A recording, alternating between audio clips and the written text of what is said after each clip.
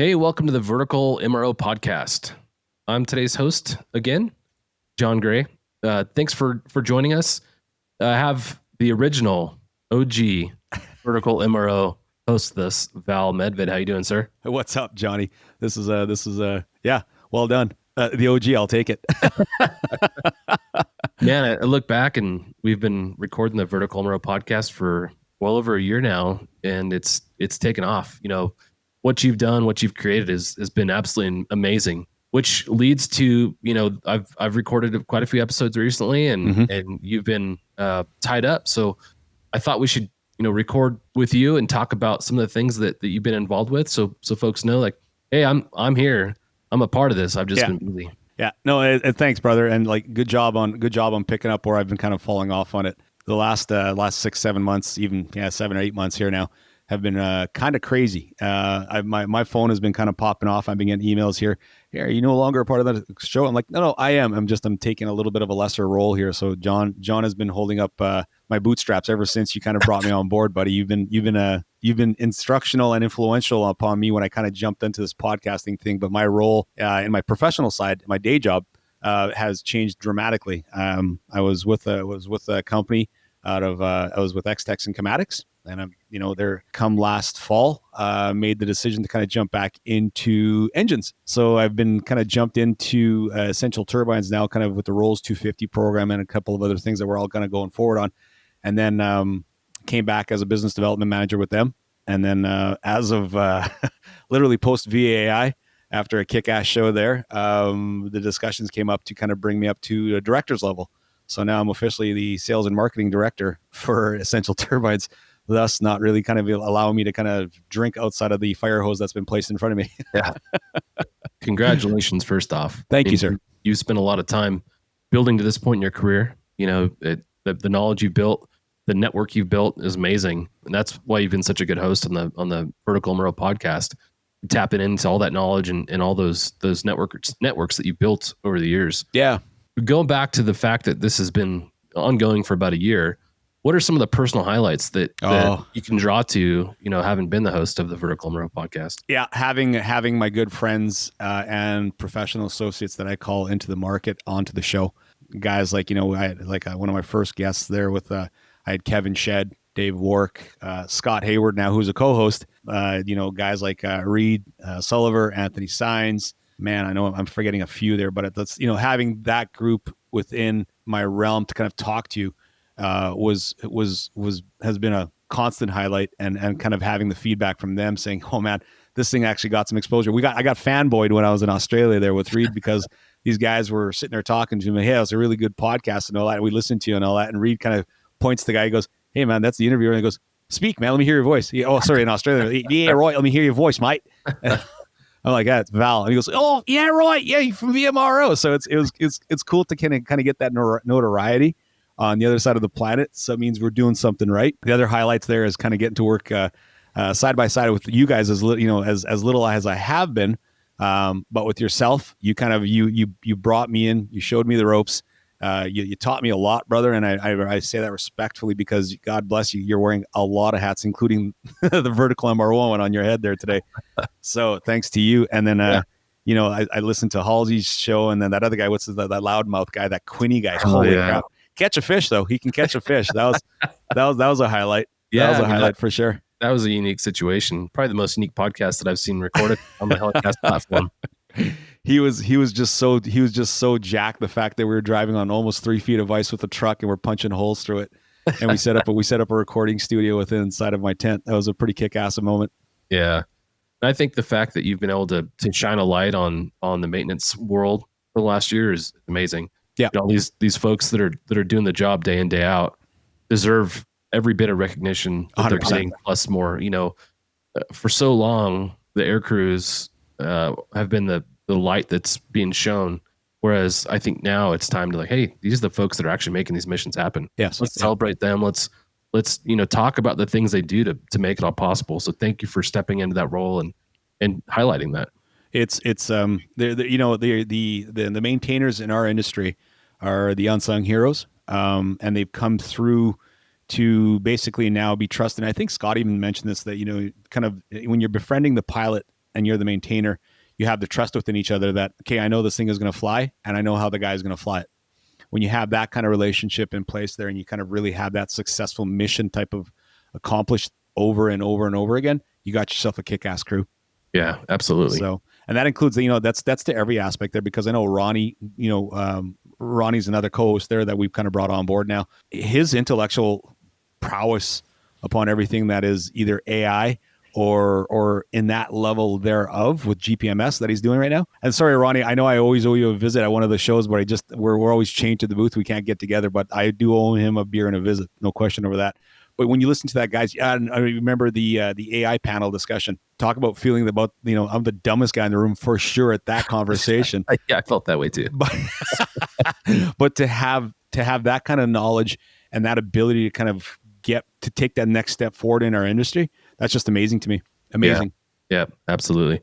Well, you brought up the fact we have Scott Hayward and Ronnie in as co-hosts. We can't forget Faith Ortega. No. She's been an awesome addition to the co-host family. So our goal going forward is obviously to bring you in, Val, as much as possible to host the episodes. Yep. But in light of the obligations you've got to your primary job, when you're not available, I'll step in and fill that role, and then we'll do our best to bring in Ronnie or Scott or Faith to kind of bring that expertise into the conversation that I don't have. As we progress, again, our goal is to bring you into as many of these conversations as possible. So thank you for yourself wearing multiple hats. I know you've got a lot to balance. So with the recordings you're about to hear, these are recordings that have taken place since the inception of the Vertical MRO podcast. These are what we consider some of the highlights from that. So as you listen, enjoy, and thank you, Val. Thank you for all the time you've spent and poured into the Vertical MRO podcast. Thank you to all of our guests. Thank you for the amazing team at Vertical HeliCASTS. Yes. Producer David, Rob, just the vision that Mike Reno had to create this. Yes. Mike and Linda are amazing. And then the last thing I'll touch on is the Vertical MRO conference. We've been talking about that a lot lately. Yes. on the podcast. Yep. We talk about the importance of networking and education, all those things that go with conferences a lot. Yep. Both here on the Vertical MRO podcast and on the Hangar Z podcast. So I highly encourage folks to check it out. Registration's now open for Kelowna, Canada. So check it out. And Val, any kind of closing thoughts before we get into the highlights? Well, you're not going to get rid of me just that easily yet. So I'll still be on an occasional recording every now and then there too. Plus, I will be at both Vertical MRO conferences there too. So it's the emceeing of the mitigating, I guess, of the old school versus new school. That seems to be kind of really growing and collecting some serious momentum here. I can't wait to hear all about that. And you know what? For the most part of it there, Jon, is to kind of let me kind of also echo what you just said with MHM and then the whole Vertical HeliCASTS team, Mike, Linda, Derek, David, yourself, and everybody else who was involved in every one of these productions. There's a lot of moving parts to kind of get this over to the masses so that you can all be either educated and or entertained. And I could not be more grateful to be a part of that. So even if it's a diminished role, which this is, you know what I mean? It's just going to be still. I feel that I'm a part of a good family here, and if you guys will still have me every now and then, I'll bring the comedic relief and still argue to the death with me that pineapple does not belong on pizza. Period. It does not. Period. We need to actually tally up the votes and see what we can. Yeah, we should. We're on the right page here. But I would like to know. Whoa. Hold on here. Who jumped in here? Who's this guy? The famous producer of the Vertical MRO podcast. There he is. The man that has made all these episodes possible. Hey, thanks for joining us. No, I get the backing track. Getting a standing O. What do you got to say about yourself, Austin Matthews Kreutzkamp? What's going on? I have to rep a little bit. I saw the Boston Bruins and the Winnipeg Jets on the 1 year anniversary, and I was feeling a little left out. So, this is amazing. But first off, Val, thank you. Man, it's been an honor working with you this year, pulling everything together.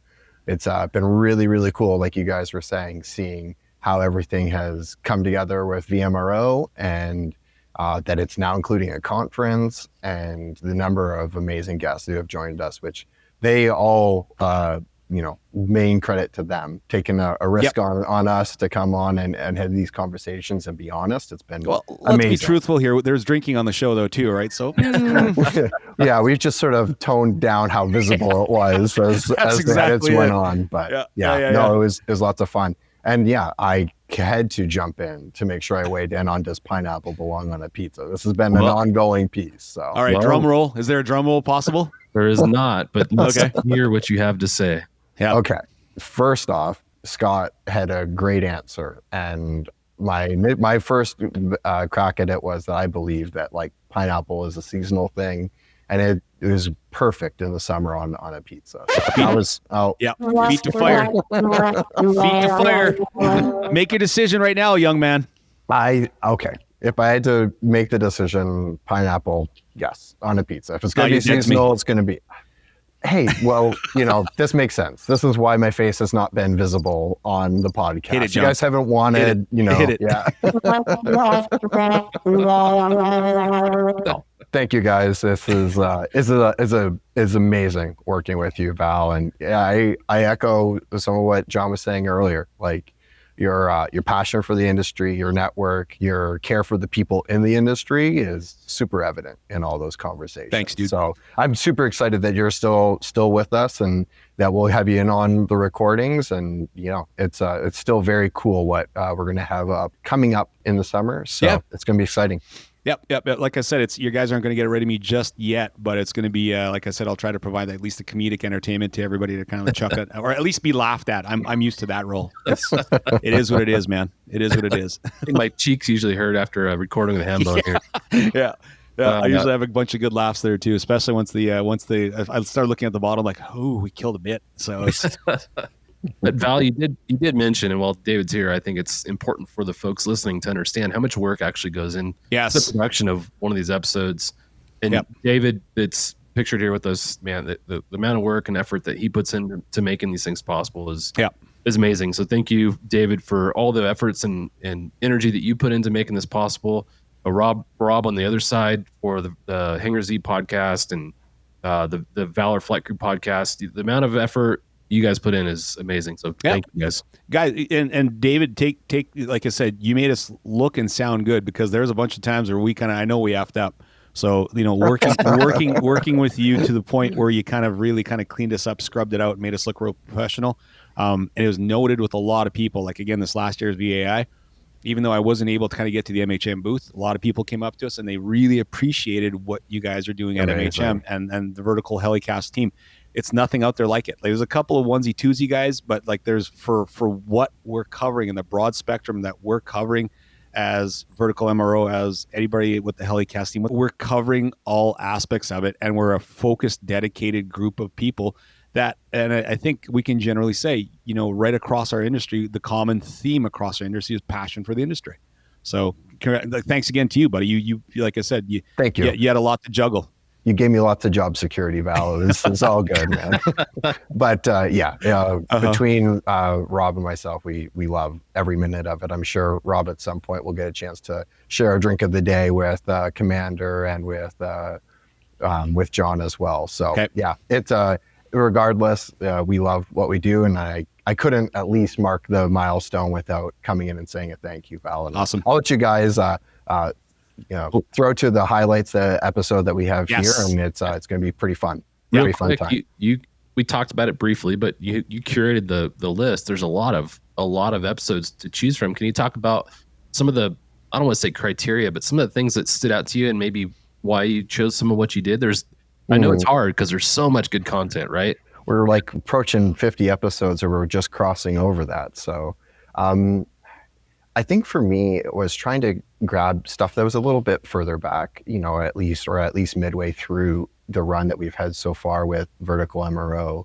And there's a couple themes. I think one theme was one that you guys have spent a lot of time talking about with people, that was the industry and the need for maintainers, and how do we attract people to the industry? How do we show them how amazing this community is? So there's definitely some content there from Tristan, from even at the MRO conference level, and with Mike Broderick as well. who shared about how we, share some of those passions. And then technology is, with artificial intelligence and that panel that you mentioned, Val, it was a highlight for sure, doing a panel like that for the first time, and just the insights that they brought about sort of that bleeding edge that's going in with so much changes now to maintenance as an industry, which is sort of the fun and interesting part that people coming into the industry can be a part of this sort of sea change. And yeah, getting a chance for the MRO conference to be sort of spoken about again, and from the originators of the conference, with Mike and Linda and Leslie, just sort of being a chance for them to share some of those highlights. Again, now that registration is literally open, that they can sort of make the most of this conference that is going to be a different sort of conference. So those are some of the things that we're sort of looking at as a team when we were pulling together the highlights episode, and it's very exciting. Like we talked about, there's a ton of highlights, a lot of really good content in these episodes. So I encourage you all to go back, start with episode 1 and progress through if you haven't done so already. Thank you for following Vertical HeliCASTS, in particular the Vertical MRO Podcast. And we look forward to seeing y'all at the conference and meeting y'all in person. Until then, we'll catch you later.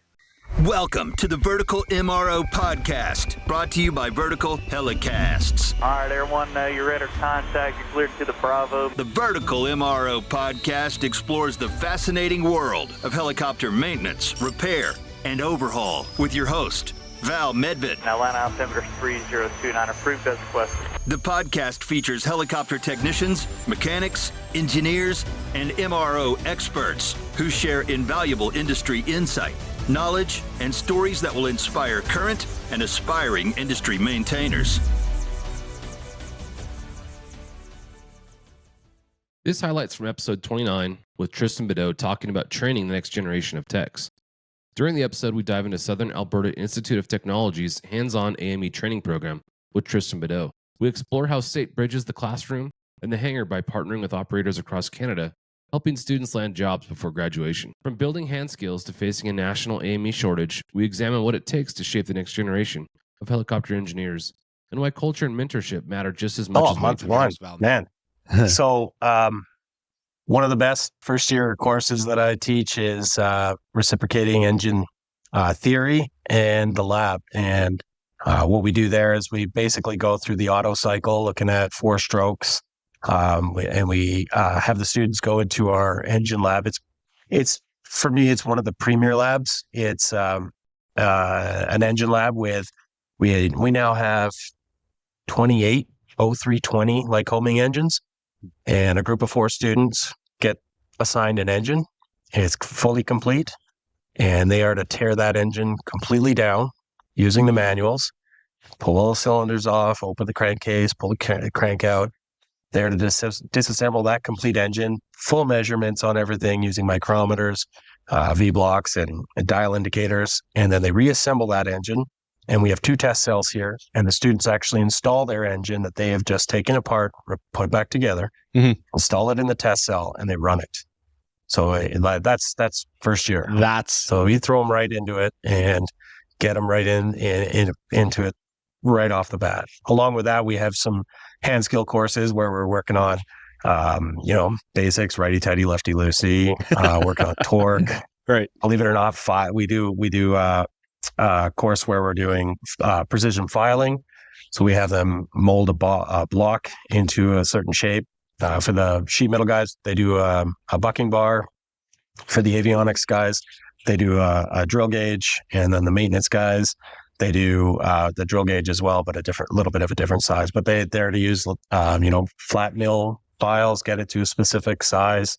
They got to cut some ends off. So it's basic hand skills to get them into, how does my arm work when I cut? How do I righty tighty, lefty loose? The kinetics of it. Yeah, absolutely.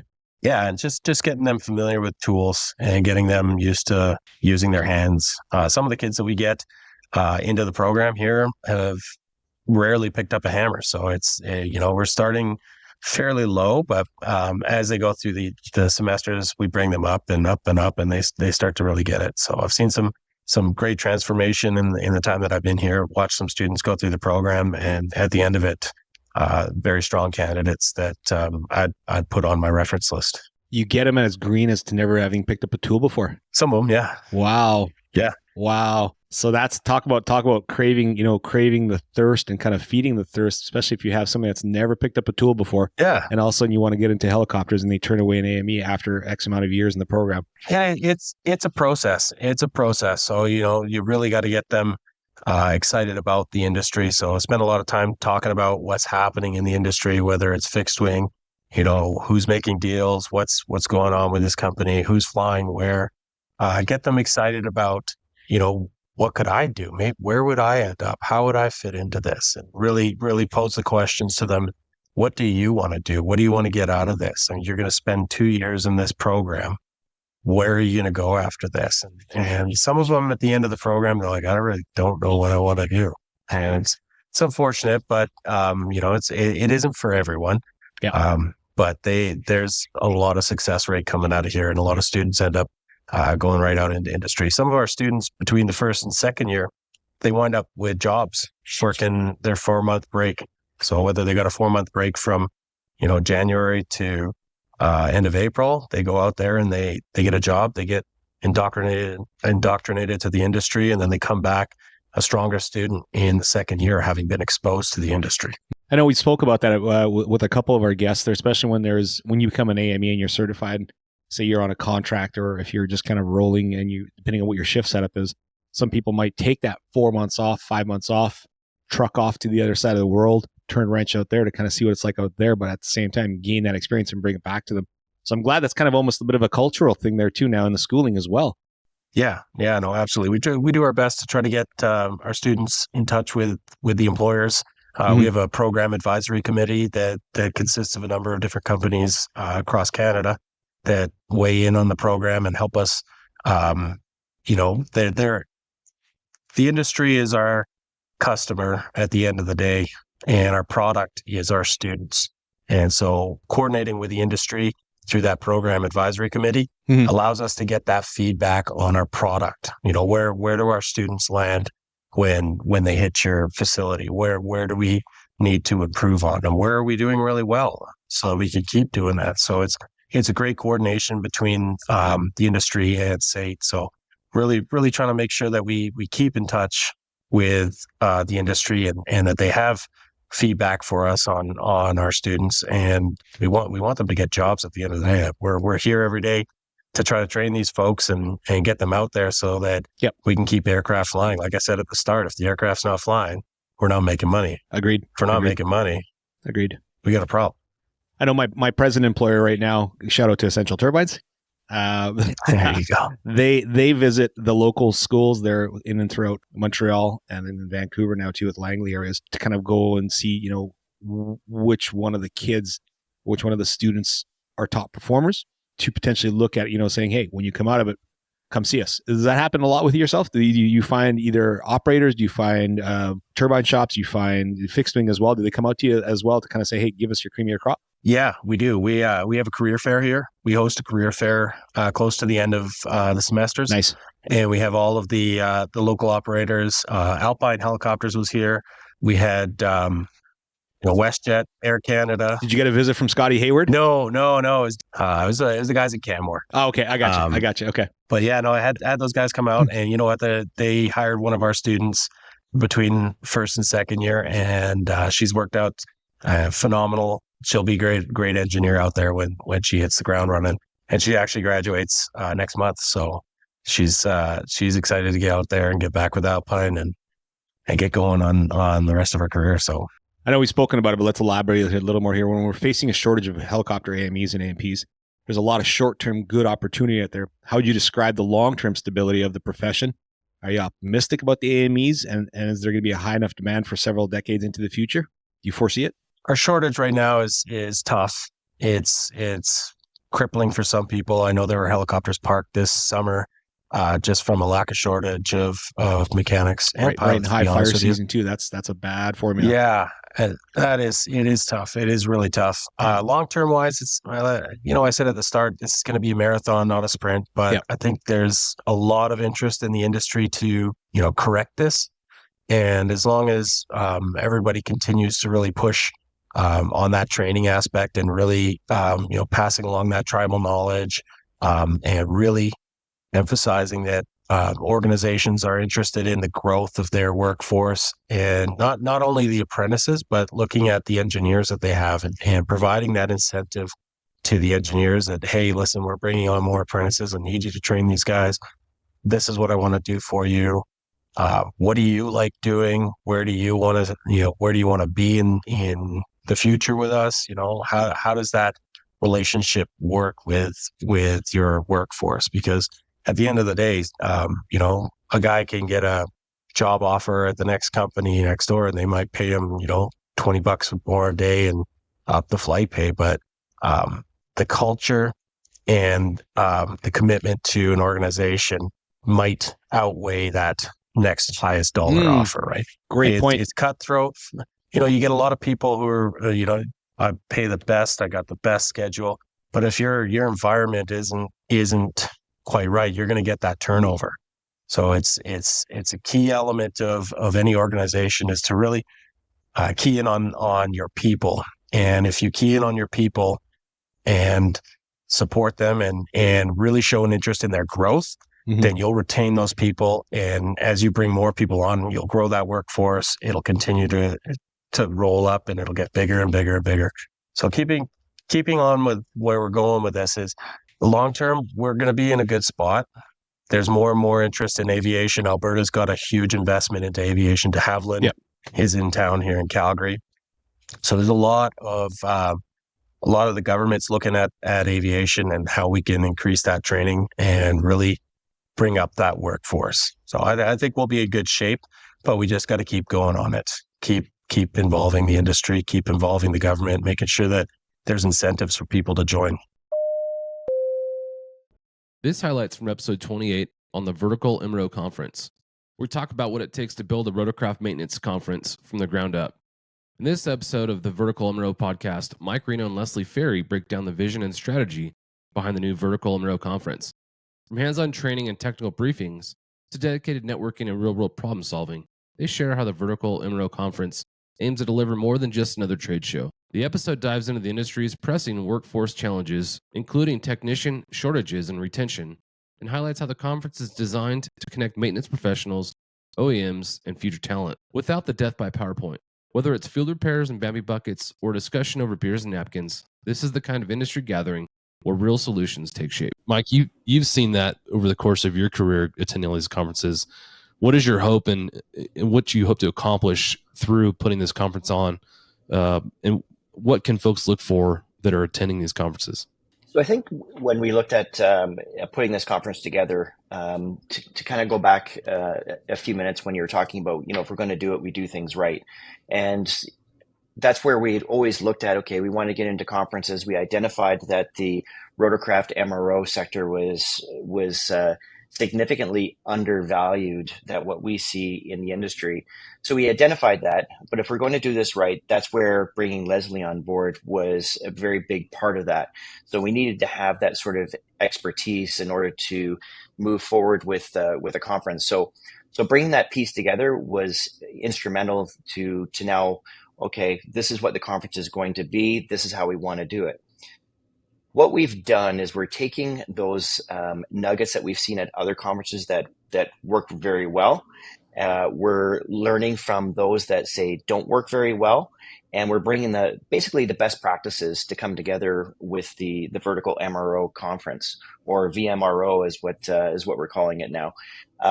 So things that we want to do is have the educational sessions, hands-on training, panel discussions, but these things that can really speak to addressing some real issues that are going on in the industry right now. One of the most significant issues that's happening right now in the industry, and actually I don't think it matters what industry you're in, but people. We have a very big people issue within the rotorcraft MRO sector, to the point that now it's becoming a larger problem than, say, what the pilot shortage has been. So without mechanics or engineers, these helicopters are not going to fly. So with what we're bringing, we're looking at how do we attract people to the industry? How do we deal with things like leadership skills? How do we deal with things like employment retention. So there's things that we can deal with as an industry, but then also having those other hands-on type sessions. If we're talking about a hook, can we have onboard systems there that we can talk about maintaining and performing maintenance on a hook? SEI on scene with a Bambi bucket to show you how to do field repair on a Bambi bucket. And then, of course, as a big part of that is having the OEMs present that can provide their own technical briefings. But again, we want to have hands-on training. We don't want death by PowerPoint. We want to offer training that we feel is valuable to those that are attending. And then as far as from the exhibiting side is to ensure that we have the audience that's there, that they're looking to connect with. And I think that's the biggest thing that we've seen at a lot of the shows that we attend, especially the smaller shows. I talked to a lot of the different exhibitors at these shows, and the number one feedback that I get for those companies that are maintenance focused is that there is very little value for them at a lot of these shows that they go to. There's nothing there for them. They're not meeting with DOMs. They're not meeting with mechanics or engineers, and there's no sessions really that are for them. So we hope that with VMRO that we're going to address a lot of those shortfalls in the industry. I was just going to tag on to what Mike was saying. One of the other things that we've noticed is a lot of times when you go to these shows, you look around and it's exhibitors talking to exhibitors. So where's the value for them? Yeah, the conversations are good, but we want to make sure that we're scheduling everything so that the education sessions are not going on at the same time that the exhibit floor is open.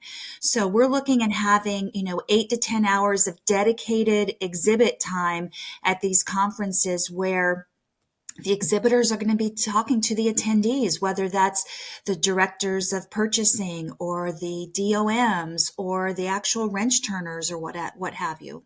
Yeah, that's huge. I think you go to conferences sometimes as a consumer and you're like, okay, well, what do I do now? And there's some dead time. And I think that you guys have some great ideas to prevent that from happening. If you're in a class, you're dedicated to that. And if you're not in a class, you've got the time to walk around the conference floor and look to the vendors and look for solutions to problems you're dealing with at your home base. So I think that'll be great. And I think as an industry, we haven't done a great job of telling those outside of our community of how amazing it is. There's a lot of really interesting things about the helicopter industry, and just from a maintenance perspective, the opportunity that if you're in the United States or in Canada, that you get to see you get to go to a lot of places that you would never normally travel to. Yeah. For the most part, it's pretty good. I mean, you don't want to be out stuck on a fire in Saskatchewan for 2 months looking after a helicopter, but there are parts of the world that it's allowed you to explore. So I think that's one of the things is that by shedding the light on this community, that will continue to help build awareness of what's out there, and hopefully we can get the attention of those outside to get them interested in the maintenance, repair, and overhaul side. Yeah, for sure. I think about each community that you're part of, or each program that you're part of. Every program has their individual problems that they're trying to deal with and find solutions to. And it's hard sometimes to reinvent a wheel. And then you realize I don't have to. I can go to a conference and I can talk to people who are probably dealing with these same issues. They might be in Canada, they might be in the US, they could be in Europe, they could be anywhere. They're dealing with the same problems that we are. So it's really great to go to a conference like this and find solutions to problems that you're having without having to reinvent the wheel. It's literally over a course that you took and a beer over a napkin and some ideas that are drawn on that. So I love conferences for that reason. There's so much positivity that comes out of that. I love that part of it. I know, and I think, sorry, John, I was going to add to that comment too, because I think what's important is during our conference is to keep everybody together as much as possible for that reason. So there's lots of collaborating, lots of shared interests, shared topics, shared concerns, whatever that is.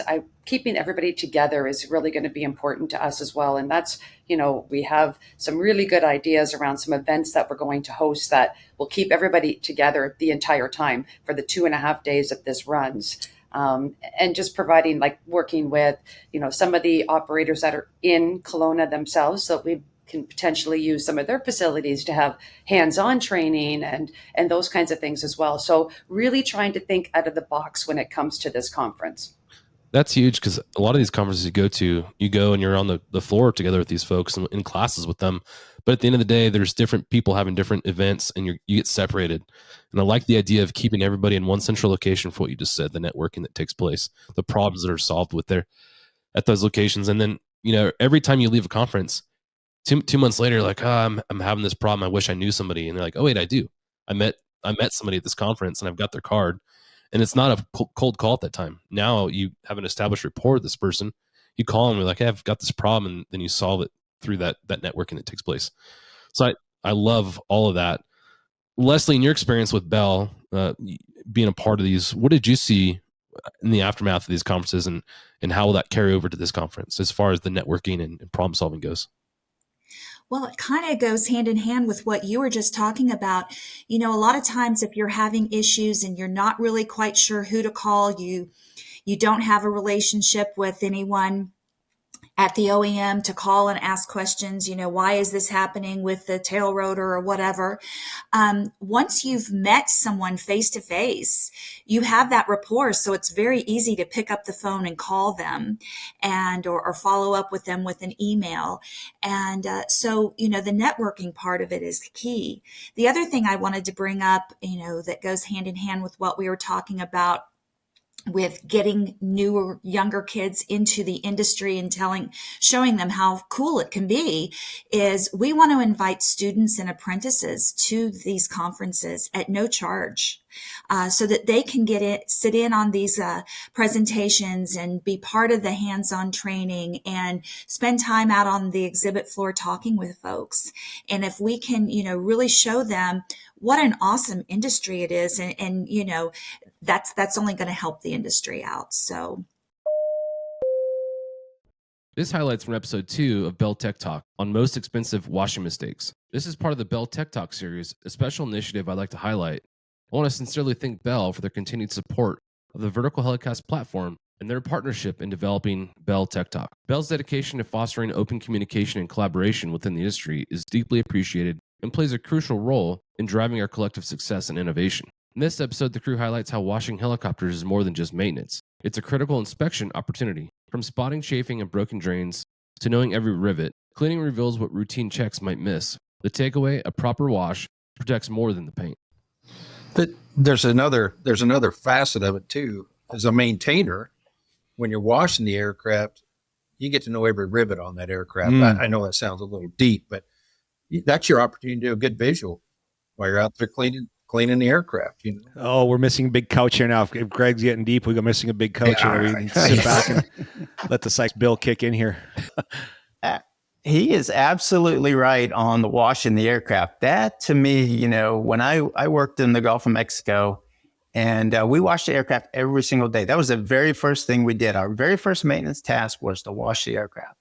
And you pick up so many things that are wrong with the aircraft while you're washing it. You can look at chafing issues or anything like that, or a broken pedostatic drain tube or something like that. That's where you see everything. And that was really, honestly, that was the best post-flight, because I shouldn't say this, but we all know pilots don't do very good post-flights, right? You hear that, John? Are you catching that, John? Oh, the pilot rips keep on happening on the VMRO show. Well, let me defend the pilots here for a minute. They've flown a long day, right? Yeah, they did. They had a 10, 12-hour day. Yeah. They have a long day out there. They're fatigued. We all know from mechanics, when we're fatigued, we miss stuff. So pilots, when they get out, they're going to do a post-flight, and they're going to miss something. But that's just human nature. Yeah, it's going to be what it is, But that's the check and balance of our system. That's Scott, exactly to your right. point, and I think you're going in the right direction there. When you're cleaning the aircraft, just like as if we were cleaning our cars, motorcycles, RVs, trucks, whatever, we get to know the grooves, bumps, and sounds of that particular aircraft, right? So it's like I associate with the vehicles, just that we own and operate and clean. It's like, oh, the scratch was in here last week. How the hell did this get here? Exactly. Wifey, exactly. Kids, anybody want to step into this role? So right. Yeah, oil field worker, whatever. Oh my gosh, yes, yeah. Yeah. Jump back in on the water thing, a reverse osmosis system sounds like, oh my gosh, that would be really expensive, right? It's really not. They have them at certain supply outlets, like for instance, like a Granger or something like that. You can get them for, relatively inexpensive for considering what you're washing. They're not that much. And some companies offer a service. They'll come out and change your filters for you. They'll test your water and things like that. So yeah, there you go. Yeah, it's not that. It sounds really expensive, but it's really not. I think RO systems are more common than we think. It's I know we had one installed about a year ago, and ours is just for our home front. So just imagine someone, like you said, you're bang on, Scott, when you're saying, look what you're washing, look at the investment. What's your return on investment that you're protecting? And exactly, can you afford to not do that because it'll cost you more in the long run? So, yep, I agree with you. RO systems are probably more common than we all think. Well, it's a common theme in aviation, and more so in the helicopters. We'll spend a lot of money on buying the aircraft, and we'll spend a little bit of money on a service rig, but everything else, what are we doing this for? Why are we doing this? Yeah. Oh wait. Yeah. When we're actually, you can cost yourself hundreds of thousands of dollars and not even know that you're doing it. The damage builds up over time, and then it becomes, wow, why didn't I do this? Why didn't I think of this? So it's one of those base conversations. But if you have to go back and you're operating a pretty high dollar value machine, and you should probably look at what's going to take it to the cleanest specter of it without damaging it. So kind of going back when we just started here, when you're kind of having do you recommend a little more experienced individual, or the lowest kind of and we spoke about it with the lowest rung of fresh kid from the AME school? He's coming in and all of a sudden, hey, go wash the helicopter. He's like, so it's probably going to take a little bit of training, but it's probably going to take a little experience. Or you count on that guy who's done it before to kind of really kind of him have one delegated person, or what would you do? Initially, I would have, years ago, I would have said, hey, go watch the helicopter to the new guy. Mm-hmm. And if you need anything, let me know. Right? Okay. And that's after the truth, right? This, yeah. And after years of experience, I would say, hey, you're going to go with senior lead mechanic here, and he's going to teach you how to wash this aircraft. And he's going to teach you everything you need to be careful with. And he's going to explain what we're using, why we're using it, and go into the depths, where to wash, where not to wash. With FADEC controlled aircraft, you got to be real careful about getting water on certain electronic components. There's a million layers to this, but you can take a bag of rice and throw your ECU in it. It just doesn't work that way. Get the moisture out of it. But to build on to what Greg was saying, the deck is so important on your aircraft too. And to make sure your drains are working, here again, in the South, boy, you get a June bug in that drain, it ain't draining nothing, right? It's stopped up. So yes, drains are so important. Cause that if your drains don't work, the water will build up, and we have a lot of stuff that's on the deck that, cannon plugs and transducers and all that kind of stuff that, that'll definitely, add another layer, like Greg was saying, to your headaches, your electrical headaches, is just making sure those drains are working properly. Let's be careful. Let's talk about drains for a minute. Oh, while we're on the drain subject. Yeah. They're drains. They're not inlets. They're drains. So it's not a good idea to put the hose up any of the drains you see. Don't do that. That's bad. We see that on occasion. I had an experience one time with a Long Ranger that, once again, gentleman thought he was going to help us out and wash his aircraft before he brought it to maintenance, and he promptly filled his fuel cell full of water through the fuel vent. Jeez. And the placard was on the side of the aircraft, very clear. But sometimes you have overachievers there ready to help us out. This highlights from episode 33 and 34 with Mike Broderick on the art of troubleshooting and training. In this segment, the team explores how troubleshooting is evolving with technology, but warns not to lose touch with the fundamentals. While HUMS and digital tools offer powerful insights, nothing replaces hands-on familiarity with the aircraft. Mike Broderick shares advice for young AMPs: start simple, learn the why behind systems, and treat troubleshooting like a puzzle, not a chore. Mike talks about how schools need to do more to teach this mindset. break things, fix them, and learn through experience. The topic of troubleshooting is interesting to me, and especially in a conversation with you, when you consider how troubleshooting is changing with the implementation of technology and all these digital systems. What advice do you have for the younger AMPs, younger mechanics who won't have the physical hands-on troubleshooting that you've had over the course of your career? What advice would you give to young folks? Well, to the younger guys, don't depend upon the technology to tell you what's wrong. Again, I go by, there's nothing that takes the place of, like we talked about before, getting to know your helicopter, getting to feel it. The hum systems that are out there are an absolute godsend. They save tremendous amount of time and stacks of money because they can identify some issues that are starting to go. Sometimes these issues are so subtle that it's hard to find them. The reputation of the early home systems was not very good, and people doubted them. But the latest ones that are out there are a good troubleshooting tool. And any tool that helps the mechanic get the helicopter back in the air again with limited amount of work and expense is a good tool. But nothing takes the place of the hands-on. Like I said, treat it like your first girlfriend.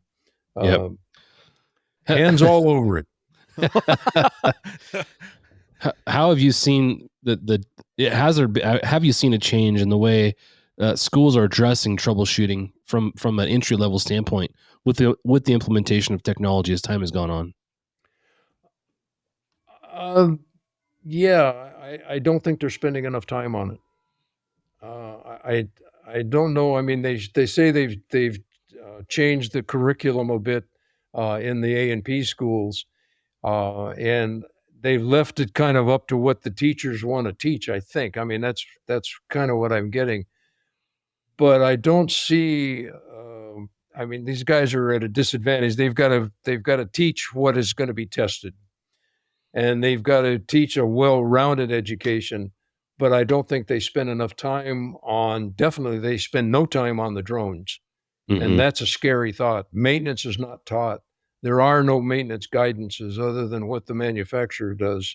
And I've given a couple of presentations on, treat, if you don't know what to do with a drone, treat it like a helicopter. And I don't think that that the schools are inclined to go into actual troubleshooting of the rotorcraft. You need that. And I don't think they've gone through the sequences of what it takes to do troubleshooting. Don't start with the most difficult system. Couple things. One is when you're troubleshooting, start with the simplest thing first, the easiest thing to fix. But also remember, one of the first questions that I would ask when coming to troubleshooting, what was the last maintenance you've done and when did you do it? Is it just come out from a maintenance flight and maybe it's first hour after it's done some maintenance? Go back to what you did there. Don't go hunting somewhere else, because in most cases, if the trouble wasn't there before you did the maintenance and it shows up after you've done the maintenance, duh. That's where it is. Yep. Try and use common sense with what you're doing. The thing about AMP is what we like to do is we like to demonstrate our knowledge. So the first thing we do is again, try and find the most complicated system out there that could be causing the problem and dive into that so that we look like we know what we're doing. And, a lot of times that leads you into more problems than it fixes. Keep it simple, stupid. Yeah, that's the KISS rule. Absolutely. Love just that. Kind of going into this here, Mike, just letting, kind of keeping in on that same thing here. And this is, you mentioned the collective responsibility in addressing the technician shortage. We all know this, right? This is a massive issue that's going on right now. The question I have is, what roles should organizations like the FAA and even transport, if we're going to talk North American wise here, what should they do what can they do to combat that? Have they made it just that much harder to kind of get into these courses, or is there too many rules and regulations? And how do they kind of moderate that to kind of get that attraction back into anybody who wants to become an AMP or an AME? they need to, during the training for the A&P and the A&E, what they need to do is get back to the basics of, if we want to stay with troubleshooting, get back to the basics of what you have to do in troubleshooting, whatever the system. And that's what we started with.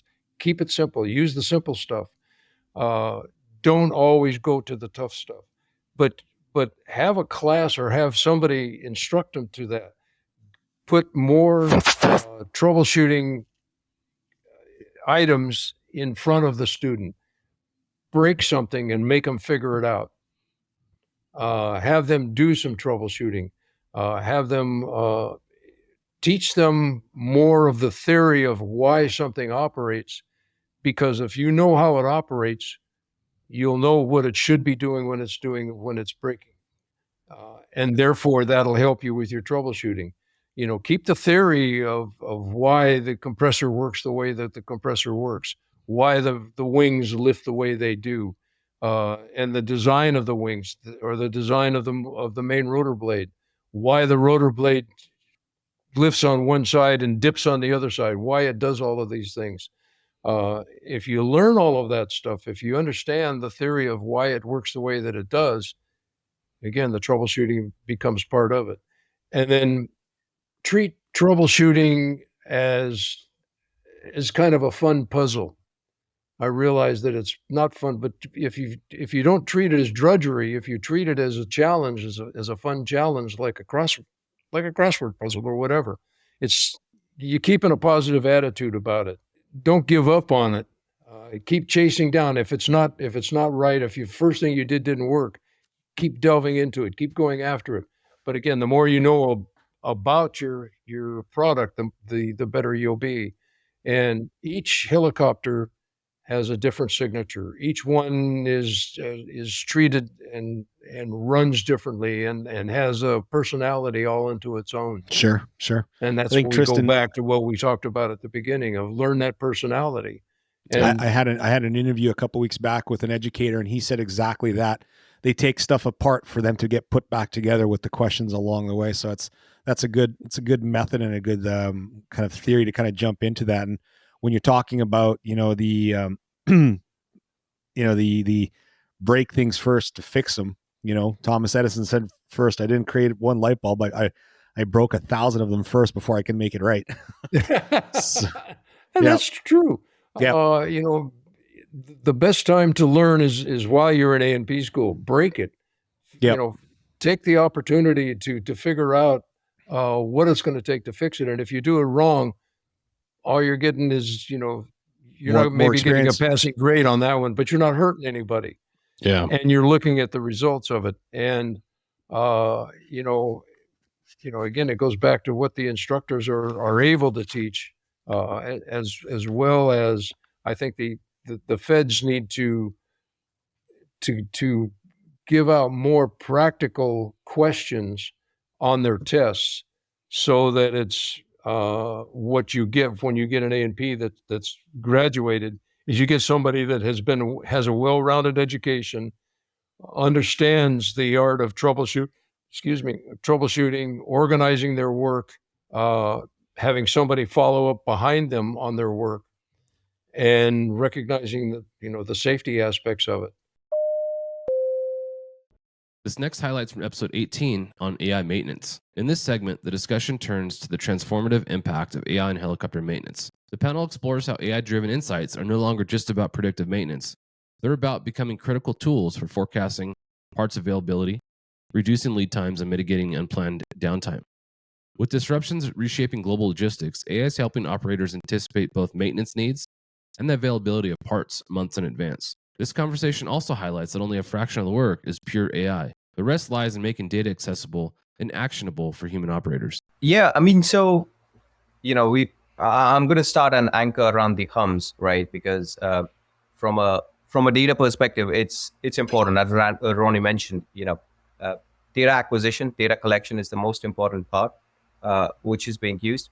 But then I think when folks started collecting data, there was probably one use case in mind, or they were going after, what decision do I take?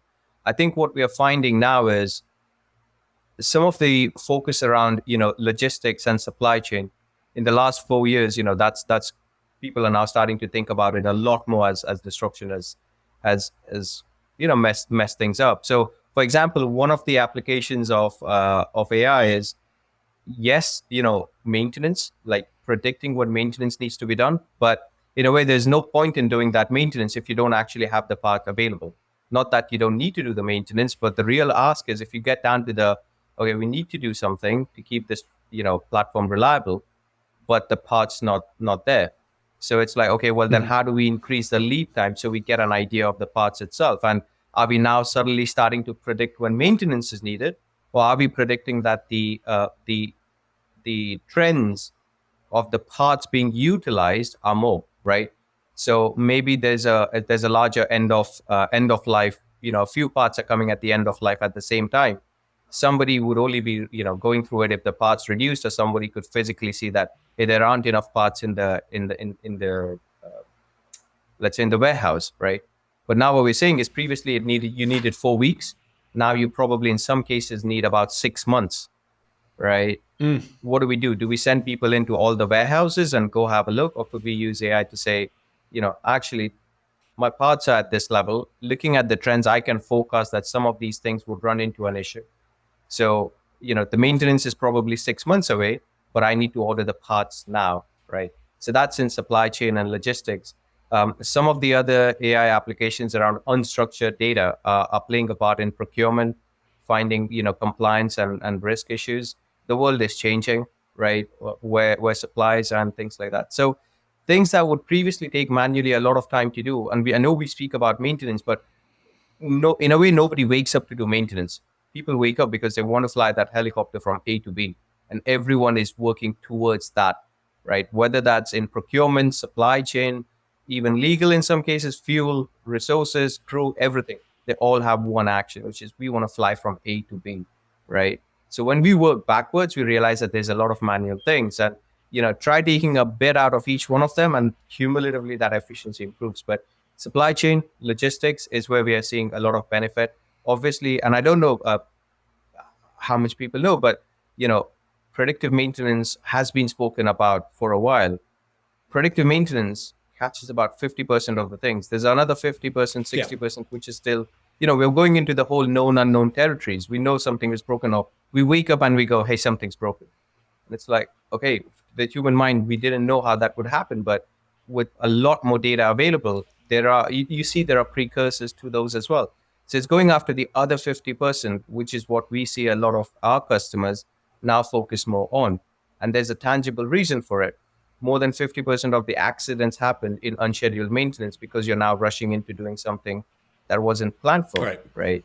So there's huge impact, and what is a larger impact than saving lives? So just thinking about these matter as much, not just sending people next to complex machines and saying go do maintenance.